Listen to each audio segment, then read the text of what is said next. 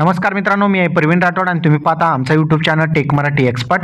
आजच्या व्हिडिओमध्ये आपण पीएम किसान सन्मान निधी योजनेचा नवीन यादी या ठिकाणी बघणार आहोत। 2024 मधील ही यादी असेल आणि या यादीमध्ये नाव असेल तर तुम्हाला पीएम किसान सन्मान निधी योजनेचे आता 2024 मधील संपूर्ण लाभ तुम्हाला दिला जाणार आहे। जर यादीमध्ये नाव नसेल तर तुम्हाला लाभ मिळणार नाही। त्यासाठी यादी कशी डाउनलोड करायची ते सर्वात अगोदर बघून घ्या। तर चला व्हिडिओ स्टार्ट करूया।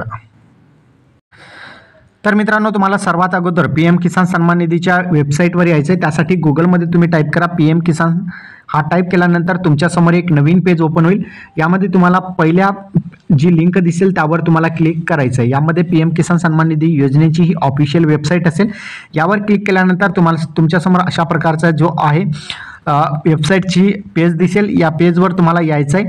या ठिकाणी तुम्हाला जे आहे बेनिफिशरी लिस्ट जो नाव दिसत आहे, या ठिकाणी बघू शकता बेनिफिशरी लिस्ट जो नाव दिसत आहे त्यावर तुम्हाला क्लिक करायचं आहे।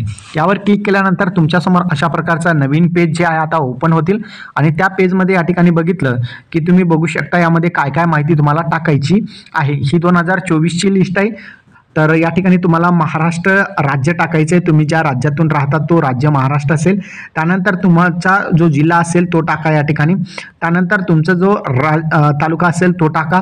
त्यानंतर ब्लॉकमध्ये तुमचं तालुक्यांचं नाव तुम्हाला टाकावं लागणार आहे आणि त्यानंतर तुमचं ग्रामपंचायत, कोणत्या ग्रामपंचायतीत तुम्ही येत आहात त्याची माहिती तुम्हाला या ठिकाणी भरावी लागणार आहे। आणि त्यानंतर गेट रिपोर्ट या डाटावर तुम्हाला क्लिक करायचं आहे। त्यानंतर तुम्हाला संपूर्ण यादी तुमच्या गावातील शेतकऱ्यांची दिसेल।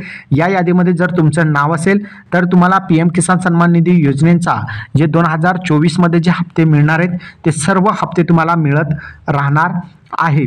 तर या ठिकाणी तुमचं नाव तुम्हाला पाहण्यासाठी या ठिकाणी तुम्ही संपूर्ण यादीमध्ये तुमचं नाव आहे का चेक करा।